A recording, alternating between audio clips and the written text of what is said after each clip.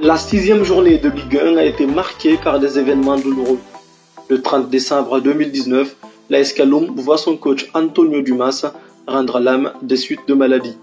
Comme si cette triste nouvelle ne suffisait pas, le Wakria y passe également.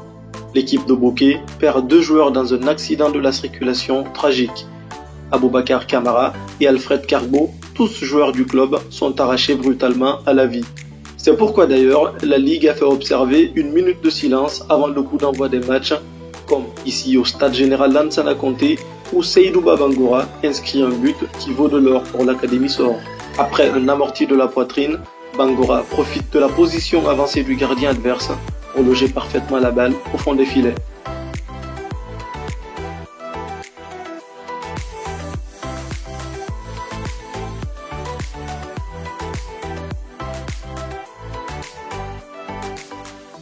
C'est l'unique but dans ce match, alors que Satellite perd pour la 5e fois, Sor pour sa part décroche sa toute première victoire.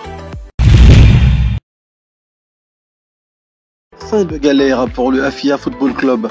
Incapable de gagner depuis l'entame de la saison, le club de Baruzakis s'est tiré d'affaire dans un match électrique. En première période, les éléphants de Koléa voient 2 joueurs sur le banc et un membre du staff exclu. Privée de ressources, l'équipe de Koléa se procure pourtant les meilleures occasions, mais manque de réussite.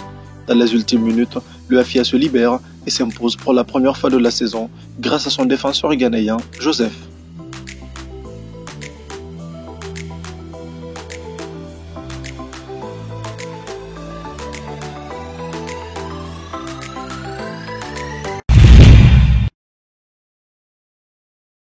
Il y a eu, dans un premier temps, Nimaga pour l'ouverture du score.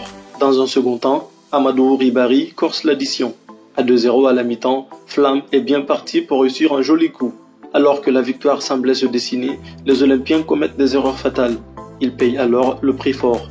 À la dernière minute, l'Asfag loupe certes un penalty, mais les militaires arrachent le nul grâce au doublé de Mohamed Akassila qui permet à l'équipe de Fernandez d'éviter sa 3e défaite de la saison.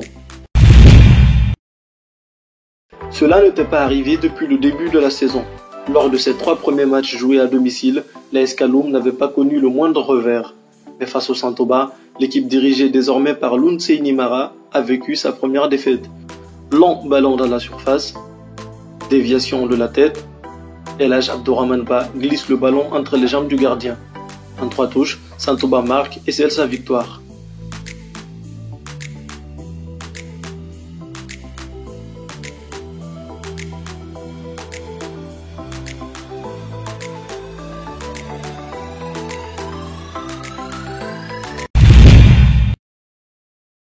Voici le match qui aurait pu permettre au Oroya de prendre la première place du classement. Sur ce contre mené par Mohamed Djibo, Makambo est à la conclusion. Son plat du pied est parfait.